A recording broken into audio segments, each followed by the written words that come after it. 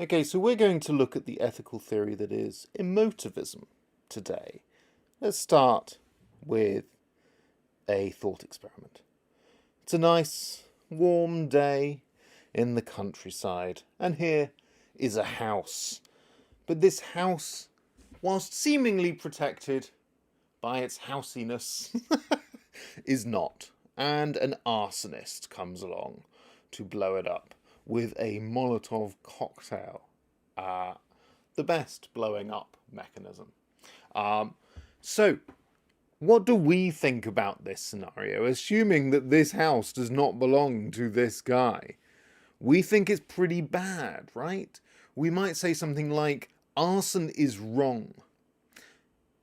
A.J. Ayer, the supporter of emotivism, however, thinks that moral statements don't carry any kind of factual worth whatsoever. Instead, he thinks that moral statements are really just expressions of emotion. So whilst we might use the words, arson is wrong, all we're really doing is saying, boo, arson, which is why emotivism is often called the boo-hurrah theory. So the key idea of A.J. Ayers here in emotivism is that moral statements like arson is wrong are really just and only expressions of emotion. So they're not statements of emotion, they are expressions of emotion. What's the difference? Well, a statement of emotion is a reference to my emotional state, whereas really when we say that arson is wrong, we're expressing our emotion. We are speaking about it, which is why it's sometimes called the boo hurrah theory of emotion, of ethics, sorry. The idea being that either we say boo when we think something is wrong, or hurrah when we think something is good. So emotivism is inspired by A.J. Ayer's radical empiricism. He believes, as empiricists do, that the only real knowledge of the world can be gained through experience, through a posteriori experience. That's what an empiricist is.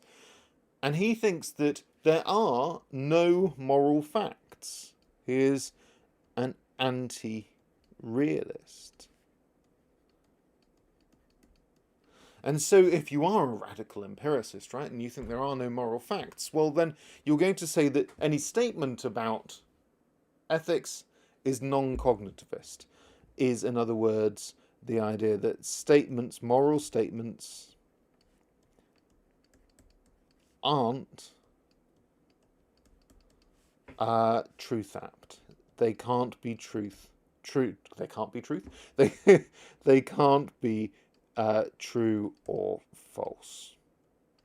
So let's get into it a little bit. Let's look first of all at kind of Ayer's underlying theory here. Ayer's theory is what we call logical positivism.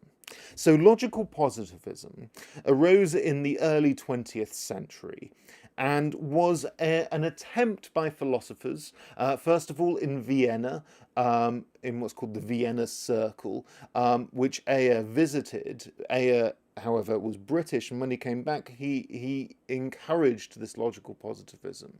This attempt by the Vienna Circle and Ayer and other philosophers was an attempt to make philosophy more scientific.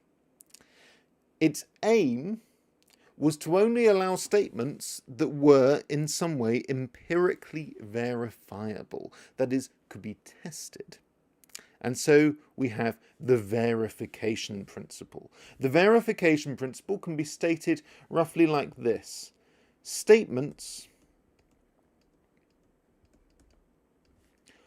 are only meaningful, that is, literally contain meaning, So they are only meaningful when they are empirically verifiable. What empirically verifiable means is testable. Okay. Testable a priori. I think it might be worth pausing and just talking about that for a minute. I'm going to give you a few examples, okay? And you just have a little think in your own head. Is this something that meets the test for meaningfulness, or is it literally meaningless? Does it contain no real meaning at all? I've just realised that I misspelled statements. That is incredibly embarrassing, isn't it? Let's I can't cross it out. That's statements. Statements. There you go. Statements are only meaningful when they are empirically verifiable. So let me start with an example. Water is H2O. That is meaningful, right? It contains meaning. Why? Well, it contains meaning because we can test that. We can look at the constitution of water and see that it really is H2O. How about this? Water is tasty. Well, how do we know that? One of us may think that water is tasty. Another one may disagree. That's actually a statement or an expression of taste. So it would be non-meaningful.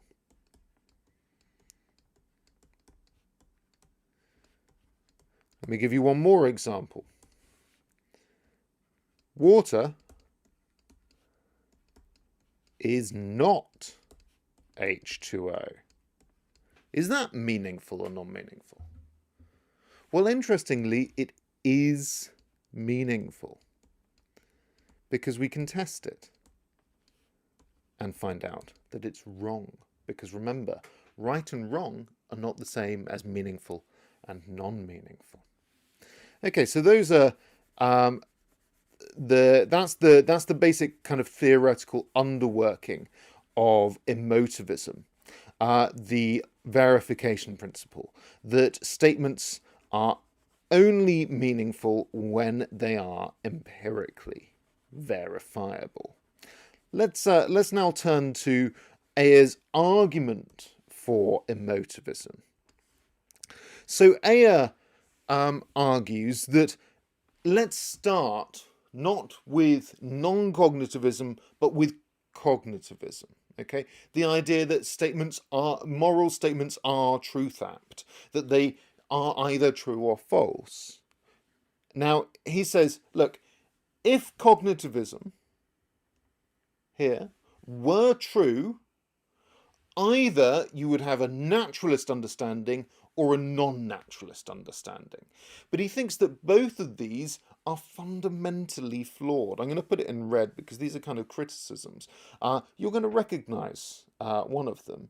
So naturalism, the claim that moral facts are natural and exist in the world, well, he would say, look at G.E. Moore's, he does say, look at G.E. Moore's open question argument. He says, anytime you try to define good as a moral fact, there's always an exception you can think of. There's always further questions you can ask. And so no definition in terms of natural facts work. So Moore produces the naturalistic fallacy.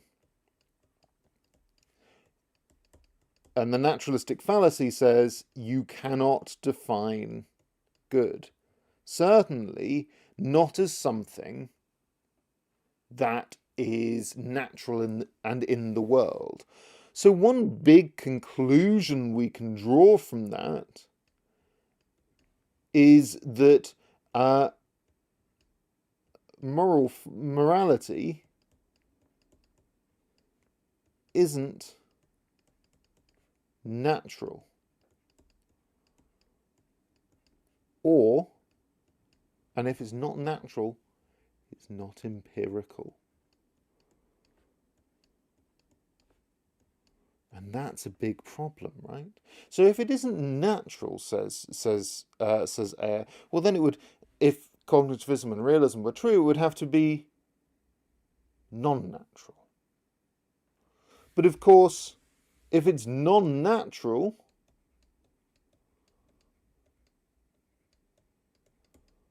well then it can't be empirically verified.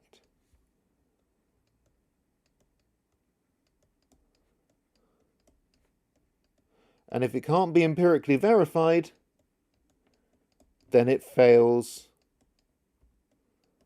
the verification principle here. And so Ayer concludes cognitivism is false, non-cognitivism is true. Ayer also takes inspiration, I think, from Hume's is-ought gap, which is essentially the claim that you can't derive an ought statement, a moral statement, from a fact statement. And More, sorry, Hume, why do I keep on calling him More? Hume says that that rationality, facts, don't determine morality. Instead, the thing that does is feelings, intentions. And so from all of these starting points, we get emotivism itself. And emotivism might best be defined as the idea that moral statements are just expressions of emotion.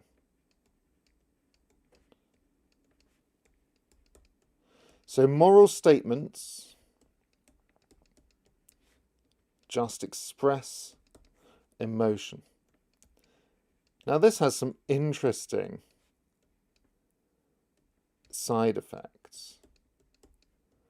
One of the most important of which is that if it's true that moral statements only express emotion and aren't claims about facts in the world, then there is no moral disagreement. Why not? Well, Ayer thinks that moral disagreement can't exist if it's just about emotion. Any actual disagreement is actually just about the facts of the case, the non-moral facts. If you imagine, for instance, a debate, sorry, let me finish writing this. Any actual disagreement is actually about non-moral facts. So if you imagine a disagreement between a vegetarian and a non-vegetarian, the actual disagreement is about whether animals are capable of feeling pain, whether they're intelligent enough to understand what's going on, whether they desire life, whether they're friendly, whether they have emotions, these sorts of things. Those are facts. Those are empirically verifiable facts in the world. They aren't, as we would expect them to be, moral things. They're instead factual things. The moral thing is the feeling that, you know, both of us, both the vegetarian and the non-vegetarian, don't really want to kill things that are sentient. So that's one of the big kind of claims. It also means that, you know, our moral statements should be kind of redone, should be re-evaluated to things like boo to arson. if you remember from the beginning, what we're really saying when we say something is wrong is we're saying boo about it and nothing else. So that's Ayer's emotivism. The idea that moral statements are simply expressions of an emotion and nothing else, drawn primarily from his verification principle.